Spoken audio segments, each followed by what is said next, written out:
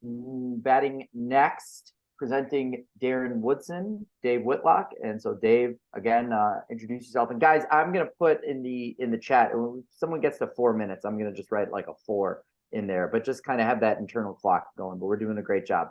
Dave, introduce yourself. The floor is yours. Thanks, Jack. Appreciate being invited, as always, to this forum. It's a real pleasure to hear really thoughtful insights on the Hall of Fame. So I'm Longhorn Dave on sports. Longhorn being I went to University of Texas at Austin. I'm from Houston, so definitely a Houston bias.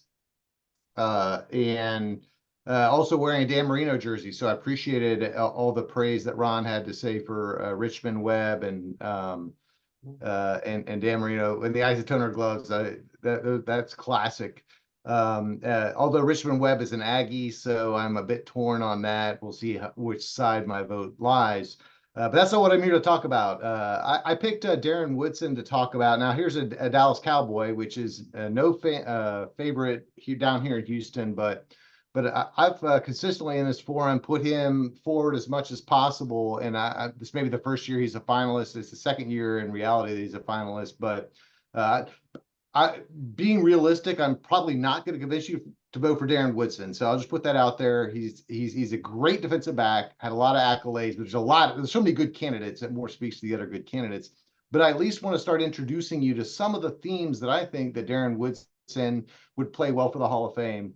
One is his longevity and career in Dallas. He played for one team, the Dallas Cowboys. He came to the team in 1992 as basically a nickelback on that first Super Bowl team, and then played for 12 years, I think, through 2003. So he went through pretty much the entire Dallas Cowboys reign as champions. He avoided some of the early years, and then was almost immediately or within a few years, getting the All-Pro accolades, getting those Pro Bowls. I think he had 3 All-Pro first teams, 5 Pro Bowls as a strong safety.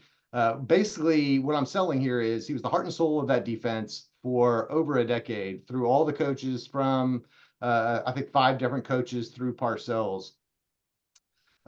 Things that he ended up with as the all-time leading tackler in Dallas Cowboys history, if I read that right, which is a lot of history, and some of that is longevity, but he played there a long time. And he was a guy that brought multiple skills to the table. He wasn't just a run stopper. He wasn't a pass blitzer. He wasn't just a guy that would neutralize, like I said, the running game, but he had a lot of tackles.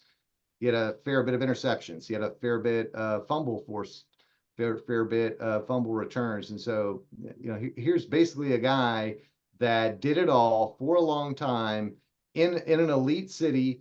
He might have got more Pro Bowls if he had been kind of if the Cowboys had sustained that success that kind of fizzled out after Switzer. It's a league in which Pro Bowls typically go to the teams that have the best players. And here was an interesting stat. So he in the playoffs played 16 games, basically a full season in the postseason. His team was 11-5 in those games. Pretty good. It was 11-1. His first 12 playoff games, he won 11 of those 12 playoff games. And so you're talking about those Super Bowl years, but several years after.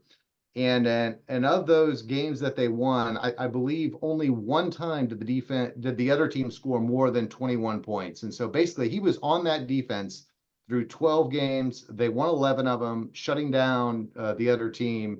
Heart and soul, guys came and went. Kevin, Russell Maryland, Ken Norton Jr., all those guys came and went, but he was really the heart and soul of that defense, and somebody that was sustaining throughout and taught the younger guys as he got to the later part of his career. So I'm thinking, here's Darren Woodson, a guy, great player, great defensive back, strong safety, numbers right there with some of the Lynches and Palomalus and some of those guys, probably not quite to that level, but certainly a guy that I'd like you to consider. I'm going to plant a seed, and maybe in years future, we'll see him move a little closer to that Final 5.